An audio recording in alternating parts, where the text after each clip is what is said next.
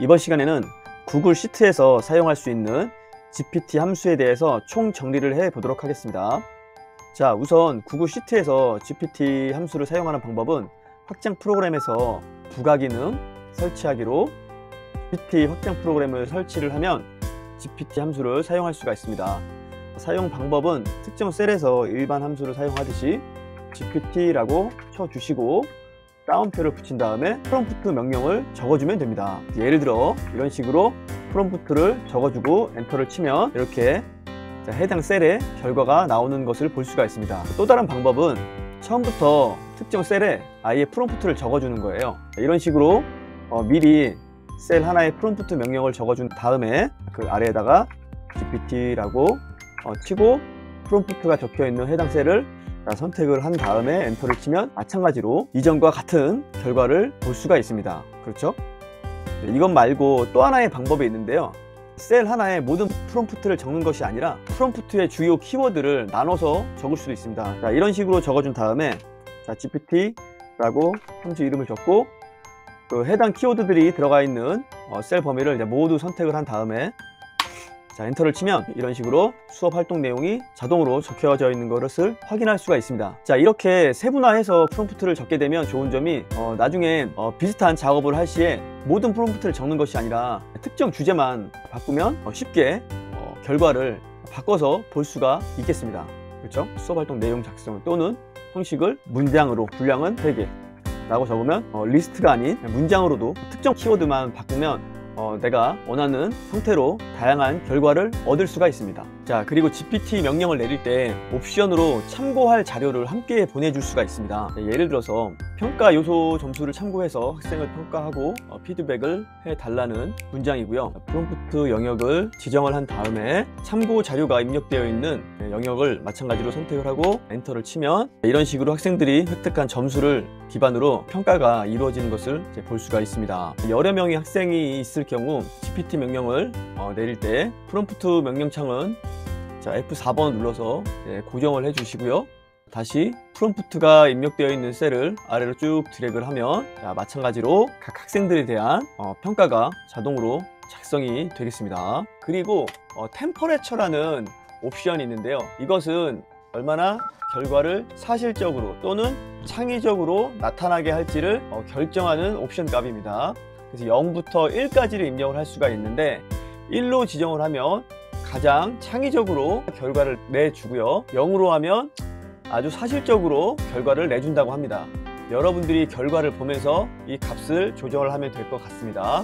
다음으로 알아볼 GPT 기능은 리스트 함수인데요. 자, 이와 같이 아이디어를 요청하는 프롬프트가 있습니다. 그래서 GPT라고 치고 프롬프트 영역을 선택을 하면 아이디어가 이렇게 셀 하나에 리스트로 나타나는 것을 볼 수가 있습니다. 그런데 총 4개의 결과를 한 셀이 아니라 각 셀마다 입력하고자 할 때 사용하는 것이 바로 리스트 함수입니다.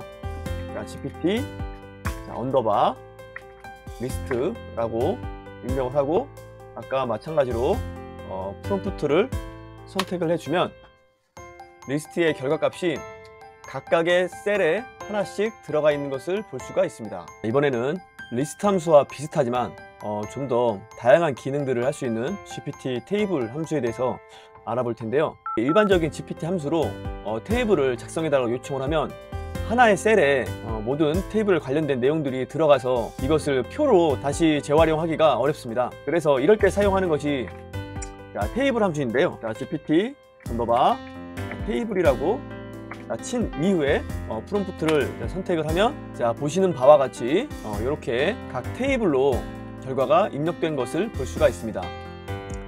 이것을 좀 더 응용해서 각 열의 제목을 내가 직접 정해서 좀 더 세분화해서 다시 한번 요청해 보도록 하겠습니다. 이렇게 테이블의 열을 지정을 해 주시고요. 프롬프트를 입력을 하시고요. 그 다음에 옵션 값으로 테이블의 컬럼 열을 선택을 한 다음에 엔터를 치면 이러한 방식으로 테이블이 나타난 것을 볼 수가 있습니다. 자, 여기서 또 열을 추가할 수도 있겠죠. 준비물이라는 열을 추가를 하고 입력한 열을 다시 한번 재지정을 해주면 거기에 맞춰서 테이블 결과가 표시되는 것을 볼 수가 있습니다. 자, 테이블로 요청하는 또 다른 방법이 있는데요. 첫 번째 열에 각각의 행 제목도 미리 입력을 해 놓습니다. 이렇게 입력한 후에 GPT 함수를 적어 보겠습니다. 첫 번째는 명령이 들어가 있는 범위를 선택을 하시고요. 두 번째는 테이블의 각 열의 제목을 선택을 하고요. 자, 세 번째 옵션으로 첫 열에 들어가 있는 행을 선택을 하면 이렇게 자동적으로 채워지는 것을 볼 수가 있습니다. 그리고 프롬프트와 테이블의 열 제목을 고정을 하고 그 다음에 채워나갈 행의 첫 머리를 이렇게 선택을 한 다음에 엔터를 치시면 첫 번째 행에 대한 내용이 입력됐고요. 이것을 그대로 아래로 드래그를 하면 운동 이름에 따른 결과 내용이 자동으로 표시되는 것을 볼 수가 있습니다.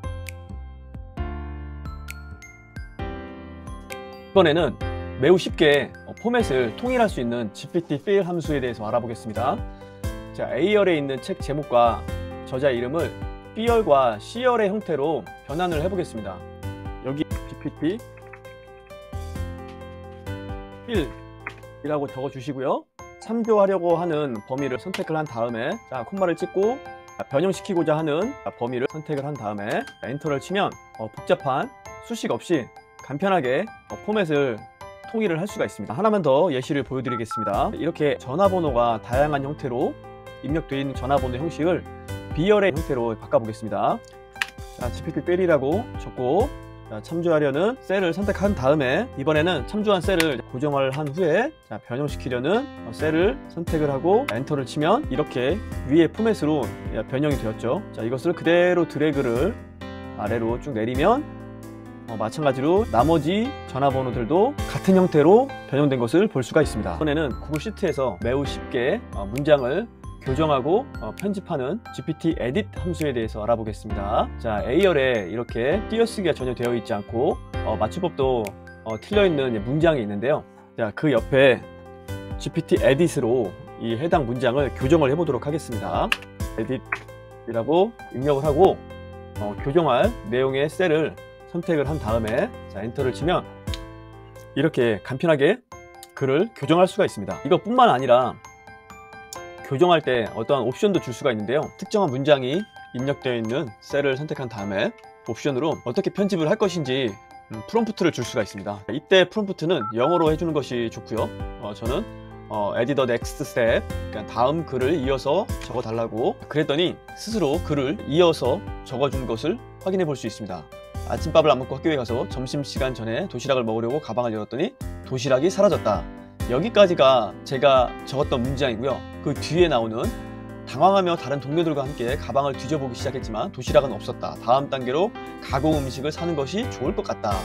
이 문장은 GPT 함수가 자동으로 적어준 문장입니다. 이와 같은 방식으로 계속 글을 추가해서 적어 나갈 수가 있습니다.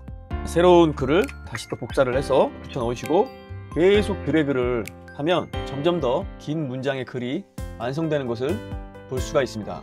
이러한 방식으로 동화책이나 소설책도 작성을 할 수가 있을 것 같습니다.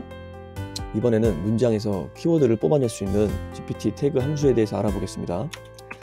셀에 GPT 태그라고 입력을 하고 키워드를 뽑아낼 문장에 담긴 셀을 선택을 하면 문장에서 주로 사용된 키워드들이 나열되는 것을 볼 수가 있습니다. 바로 이어서 이 문장의 카테고리를 분류해 볼 수 있는 classify라는 함수도 알아볼 텐데요.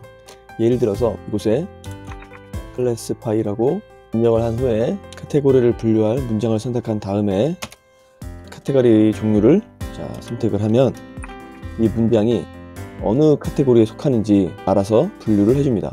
마지막으로 알아볼 GPT 함수는 컨버트 함수인데요.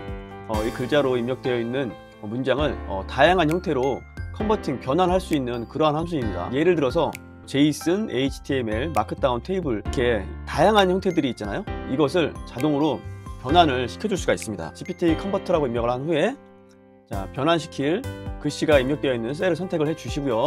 그 다음에 어떠한 형식으로 변환시킬지를 선택을 해 보겠습니다. JSON으로 선택을 했고요.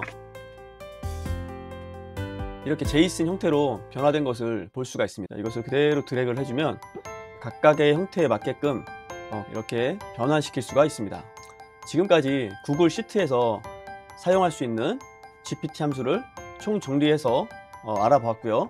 여러분들의 업무 환경에 적극적으로 도입을 해서 활용을 하시면 업무 능력을 월등히 향상시켜 줄 수 있을 것이라고 확신합니다. 자, 지금까지 시청해 주셔서 감사합니다.